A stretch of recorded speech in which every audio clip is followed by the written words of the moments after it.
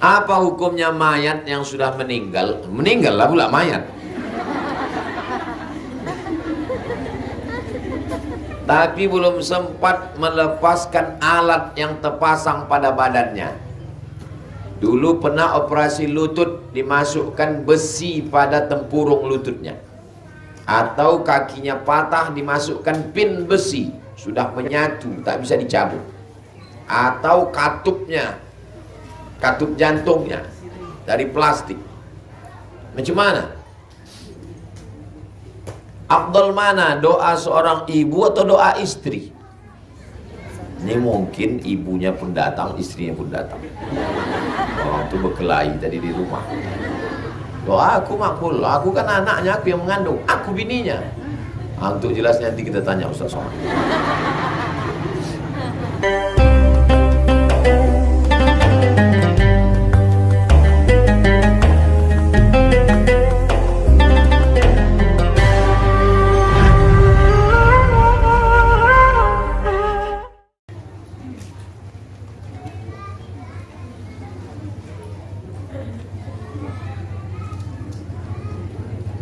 Bagaimana memilih pemimpin yang benar sementara kita belum tahu kepribadian latar belakangnya?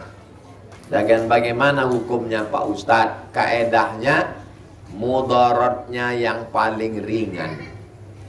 Kalau calon gubernur Riau nanti 2, pilihlah mudaratnya yang paling ringan. Calonnya tinggal 2, satu setan, satu iblis. Maka mudarat yang paling ringan adalah setan. Nama kaedahnya akhafud dararain. Ibu, bapak, jangan lupa menggunakan hak suara 14 Februari. Yang mau dipilih 5. DPRD Kampar, DPRD Provinsi Riau, DPR RI, DPD Presiden Wakil Presiden. Tanggal 14 pagi itu nanti banyak setan mengasih duit. Ambil duitnya, jangan pilih orangnya. Ambil aja duit. Karena tak ada doa tolak duit, yang ada tolak bala. Tapi duitnya jangan dimakan. Duit sogok haram. Kemana diserahkan? Serahkan ke panti asuhan, kemana-mana. Kami serahkan ke Ustadz. Enggak, saya tak mau ambil duit haram. Tapi saya Pak Ustadz udah disumpahnya, wallahi tallahi billahi, puasa 3 hari. Cara menebus sumpah, puasa 3 hari. 100.000 haram, 100 juta istikharah. Sekali haram tetap setuju ya istiqomah. Bagaimana menurut Ustadz jika kita membeli produk kesehatan sementara perusahaan memberikan peluang bisnis, jika mendapatkan downline akan diberi keuntungan sebagai uang jasa? Ada produk kesehatan namanya minyak zaitun. Kalau disapukan ke muka, ya berminyak lah muka, nanti minyak kan. Masalah kulit berubah tak tahulah, pokoknya berminyak. Dah, lalu kata dia, ini ada peluang bisnisnya. Nanti akan diberikan fee sebagai keuntungan. Maka hukum jual beli transaksi selama tidak mengandung 3 unsur apapun namanya, jangan terjebak pada istilah. Pertama, tidak boleh ada ghish, tipu. Yang kedua, tak boleh ada zulm, aniaya. Yang ketiga, tak boleh ada gharar, gambling, judi. Selama 3 ini tidak ada, maka transaksi itu halal. Jangan terjebak pada istilah non-line apa-apa namanya. Selama tidak ada unsur 3. Pertama, tak ada ghish, tipu. Kedua, tak ada zulm, aniaya. Ketiga, tak ada gharar, gambling, judi, ketidakpastian. Maka transaksi itu bohong.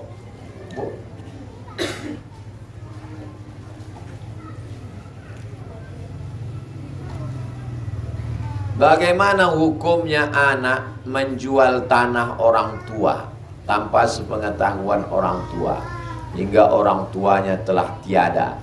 Tanah jual ketika orang tua masih hidup dan tanda tangan palsu. Bagaimana hukumnya Pak Ustadz?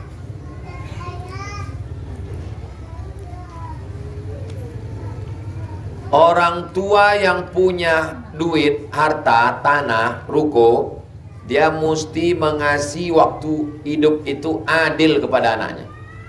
Pesan Nabi, ittaqullah, takutlah kepada Allah, wa'dilu baina auladikum. Bersikap adillah pada anak kamu. Karena kalau tidak adil nanti sampai cucu cicit putus silatu. Cucu kita berkelahi gara-gara atuk tak adil. Ayalah, ayah kau sukses karena di sekolahkannya S2, S3, ayah aku es cendol pun tak dapat. Maka atuk mesti adil. Kalau ada tanah harganya 1 miliar, dipalsukan surat dijual oleh si A, maka si A wajib mengganti. Karena waktu hidup bapak itu dia menjual harta si bapak. Setelah bapak meninggal, itu adalah harta ahli waris. Maka dia ganti. Berapa orang ahli warisnya? 3 orang. Berapa orang? 3? Laki-laki 33. Berarti 1 miliar bagi 3. 333, 333, 333. Yang menjual itu dah jatah dia. Dia tinggal mengeluarkan 666. Bang, tanah itu sebenarnya milik kalian. Ku jual dulu. Ini ku ganti 33, ini ku ganti 33. Kalau tidak di akhirat dia akan dituntut di hadapan Allah. La tus'alunna yauma idzin 'anil. Adapun tuntutan di dunia, dia masuk penjara. Kenapa? Pemalsuan tanda tangan.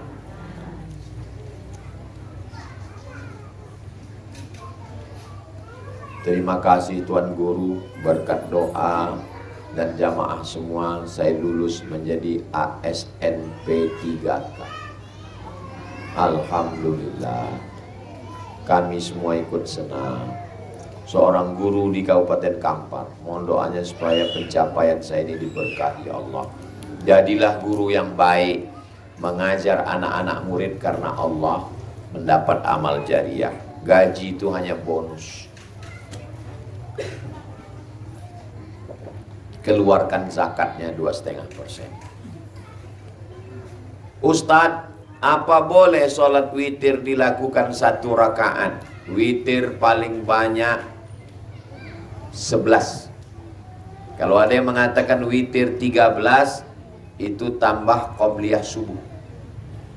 Witir 11. Paling sedikit 1. Yang biasa dilakukan 3. Boleh 3 rakaat 1 salam atau 2 rakaat salam tambah 1. Berat kalimat aku Pak Ustaz, tak sanggup buat 1 rakaat. Tak bisa baca iftitah Pak Ustaz, ayat pun tak bisa, Fatihah aja. Allahu Akbar. Bismillahirrahmanirrahim. Alhamdulillahirabbil alamin arrahmanir rahim maliki yaumiddin iyyaka na'budu wa iyyaka nasta'in shiratal mustaqim shiratal ladzina an'amta 'alaihim ghairil maghdubi 'alaihim waladdallin amin. Allahu Akbar. Subhana rabbil azim wa bihamdi. Allah sami Allah liman hamidah. Rabbana lakal hamdu fis samawati wal ardi. Allahu Akbar. Subhana rabbil a'la wa bihamdi. Allahu Akbar. Bifili warhamni wajbuni warfa'ni warzuqni wahdini wa'afini wa'afani. Allahu Akbar. Subhana rabbil a'la wa bihamdi. Allahu Akbar. At-tahiyatul barakatuh salawat thayyibatullah. Assalamualaikum warahmatullahi wabarakatuh. Assalamualaikum warahmatullahi wabarakatuh. Asyhadu an la ilaha illallah. Asyhadu anna Muhammadar Rasulullah. Allahumma shalli ala sayyidina Muhammad wa ala ali sayyidina Muhammad kama shallaita ala sayyidina Ibrahim wa ala ali sayyidina Ibrahim. Allahumma barik ala sayyidina Muhammad wa ala ali sayyidina Muhammad kama barakta ala sayyidina Ibrahim wa ala ali sayyidina fil alamin innaka Hamidum Majid. Assalamualaikum warahmatullahi wabarakatuh. Assalamualaikum warahmatullahi wabarakatuh. Tidur langsung. 1 rakaat. Bagus witir akhir malam, tapi boleh awal malam. Kalau sudah witir awal malam, nanti malam tahajud saja, tak usah lagi la witrani fi lailatin, tak boleh 2 kali witir semalam. Karena kalau 2 kali witir semalam dia tak jadi witir lagi. Witir artinya ganjil. 3 tambah 3 jadi berapa? Tak witir lagi. Pilih witir 2. Awal malam sebelum tidur atau akhir malam habis tahajud. Bagaimana hukumnya seorang istri di dalam hatinya selalu ingin berpisah karena tingkah laku suami yang kesalahannya sama, selalu diulang-ulang, walau sudah saling memaafkan, diulangnya lagi. Perempuan yang dianiaya, matanya sebelah hijau sebelah biru, disakiti, dihinakan, diselingkuhi, maka dia punya hak untuk hidup dan beribadah. Islam tidak pernah melecehkan perempuan. Perempuan pertama dia melapor kepada wali. Walinya ada 6. Ayah, atuk, abang, adik, abang ayah, adik ayah. Lapor. Walinya memanggil, sini kau setan, kenapa kau susahi anak kami? Kami kasih dia makan, kami besarkan dia, kami kuliahkan dia, baru kami serahkan ke kau. Kenapa kau sakit? Wali jangan diam. Makanya laki-laki di Indonesia ini diikat dengan sirat taklik. Masih ingat laki ibu dulu baca sirat taklik? Disuruh Pak Kuah, kalau menyakiti istri saya, zahir ataupun batin, tidak memberi belanja 6 bulan, atau menyakiti perasaannya, lalu dia pergi ke pengadilan agama dan hakim menjatuhkan talak 1, maka jatuhlah talak padanya. Itu menunjukkan perempuan di Indonesia punya kekuasaan. Jangan mau dibodoh-bodohi laki-laki. Saya ini termasuk membela hak-hak perempuan, karena mak saya perempuan. Anak saya tak ada perempuan, tapi santri-santri perempuan. Saya didik anak santri, yang mau dibodohi. Kasihan perempuan dibodoh. Gimana kalau adik kita, anak kita, keponakan kita? Ibu harus semangat. Allahu Akbar. Semangat ibu. Dibalik ke rumah teriakkan sama dia, Allahu Akbar. Macam kau pancung paling kau. Apa hukumnya mayat yang sudah meninggal? Meninggal lah pula mayat. Tapi belum sempat melepaskan alat yang terpasang pada badannya. Dulu pernah operasi lutut, dimasukkan besi pada tempurung lututnya. Atau kakinya patah, dimasukkan pin besi, sudah menyatu, tak bisa dicabut. Atau katupnya, katup jantungnya dari plastik. Macam mana? Seperti ring yang terpasang pada jantung. Ini pipa kabel tersumbat, dimasukkan ring supaya lancar darah jantung yang terpasang. Maka tidak boleh jenazah disakiti, tak boleh dibelah, diambil ring, tak boleh. Tak boleh dicabut gigi padahal udah dipasang, tak boleh. Ibu tu mengambil tang mencabut, rupanya lakinya gigi emas. Kalau menyakiti jenazah, karena jenazah itu punya kehormatan, tak boleh menyakiti jenazah. Tapi kalau tak menyakiti, hanya sekedar cincin, meninggal, dilepas, tak menyakiti. Tapi kalau sampai membelah, mematahkan, maka hukumnya tak. Karena manusia itu mulia. Afdal mana, doa seorang ibu atau doa istri? Ini mungkin ibunya pun datang, istrinya pun datang. Orang itu berkelahi tadi di rumah. Doa aku makbul, aku kan anaknya, aku yang mengandung, aku bininya. Untuk jelasnya nanti kita tanya Ustaz Somad.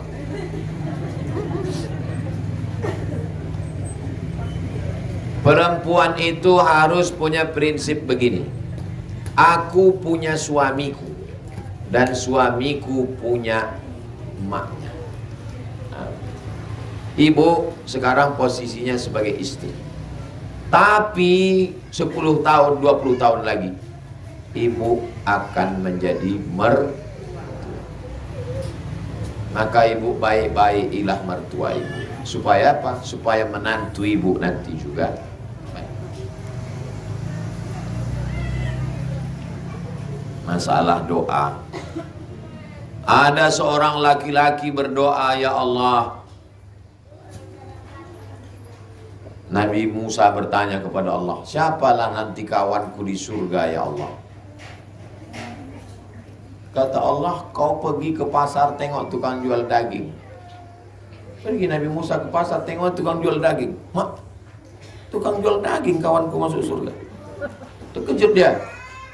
Diikutinya tukang jual daging ini pulang ke rumah. Sampai di rumah dicincangnya daging ini halus, dimasaknya. Habis itu disuapkannya ke emaknya. Selesai makan, maknya berdoa, ya Allah, masukkan anak ini ke surga bersama Nabi Musa. Jadi orang masuk surga bukan karena amalnya, tapi karena doa. Saya tak merasa saya karena doa, karena amal saya. Saya masih yakin karena doa emak saya. Selalu dia mendoakan saya. Walaupun dah meninggal dia, saya yakin dia tetap mendoakan saya.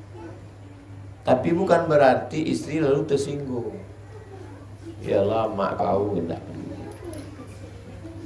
Tak ada istilah mak kau, mak kita. Jadi kalau ibu masih bilang, nah antarkan ke mak kau, terus berarti ibu nggak merasa anaknya lah, mak kita. Kalau bisa ibu mertua ibu berkata, dulu kusangka kalau nikah sama kau hilang anakku itu, kusangka hilang anak lajangku itu. Ternyata setelah dia nikah, dapatku anak perempuan lebih sayang pula di kau ke aku daripada anakku. Itulah berbuat. Sayangnya itu hanya ada di sinetron religi. Tuh, cobalah ibu punya anak laki-laki. Ibu kandung 9 bulan 10 hari. Ibu meregang nyawa melahirkannya. Ini bukan asal, ini bukan besar timbus angin ini. Mengandungnya, menyusukannya, membesarkannya. Kenapa perempuan itu yang dipilihkan Allah membesarkan anak? Karena perempuan itulah yang penyayang dan penyabar. Kalaulah laki-laki disuruh mengandung anak ini, mungkin sebulan aja tahan. Habis itu tak tahan lagi, Allah mencapai lagi. Itu namanya ibu yang dipilih Allah. Setelah berapa kali ibu tak ganti baju hari raya karena mengganti baju anak. Berapa kali ibu tak jadi beli cincin, tak jadi ganti motor gara-gara anak ini sekolah kuliah. Selesai dia S1, ibu mau buka puasa, mau beli cendol. Bisa ku pinjam duit kau nak 50.000, aku mau beli cendol buka puasa. Apa kata dia? Ku tanya dulu biniku ya mak. Apa tak hancur perasaan ini. Datang ibu membawa handphone ke tempat servis. Tolong tengokkan dulu handphoneku ini udah tak berbunyi sebulan. Kata orang servis, handphonenya bagus bu, anak ibu gak pernah nelpon. Betapa hancurnya hati. Jadi ibu lah mengingatkan suami ibu, bilang, bang, kita kan udah lama tak ke situ, bang. Kita belikan kain, ini udah bulan Rajab, bang. Mak nanti mau sembahyang dia, belikan sajadah dia, belikan makanan yang dia suka. Nanti ibu pun punya menantu yang akan sayang. Jadi jangan dibagi begitu. Oh saya, kau pilih, sayang mak kau apa sayang aku? Gak bisa begitu. Itu mak kita. Mak mertua itu macam Quran buruk. Tapi mertuaku nih Pak Ustadz, minta ampun aku Pak Ustadz. Ku kasih baju, kata dia baju ini murahan. Ku kasih makanan, kata dia tak enak, macam muntah babi.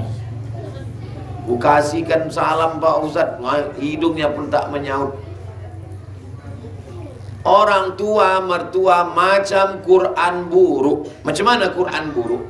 Mau dibaca tak terbaca, mau dibuang berdosa. Jadi macam mana cara kita mengatasinya? Jaga-jaga ajalah dia sampai dia hilang sendiri.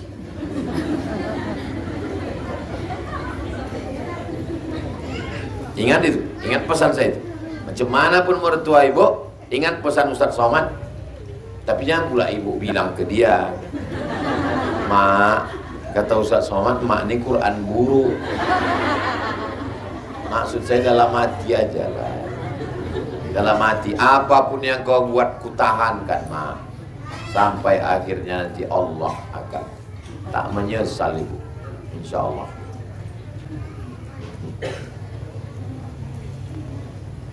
Insya Allah. Mudah-mudahan ibu semuanya diberikan kekuatan. Ala hazihi niat, untuk niat yang baik-baik ini. Al-Fatihah. A'udzubillahi minasyaitonirrajim. Bismillahirrahmanirrahim. Alhamdulillahirabbil alamin, arrahmanir rahim, maliki yaumiddin. Iyyaka na'budu wa iyyaka nasta'in, ihdinas siratal mustaqim.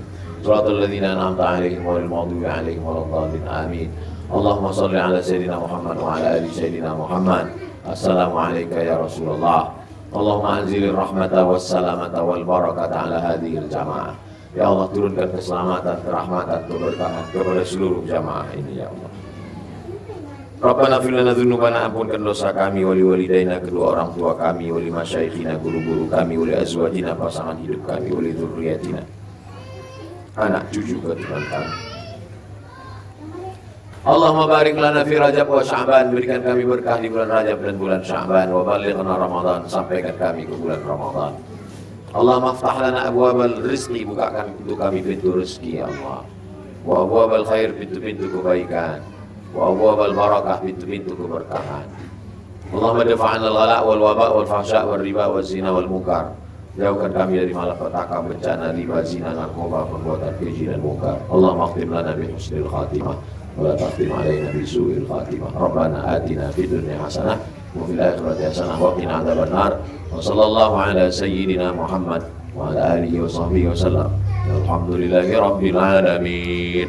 Taqabbalallahu minkum minna wa minkum, taqabbal ya karim.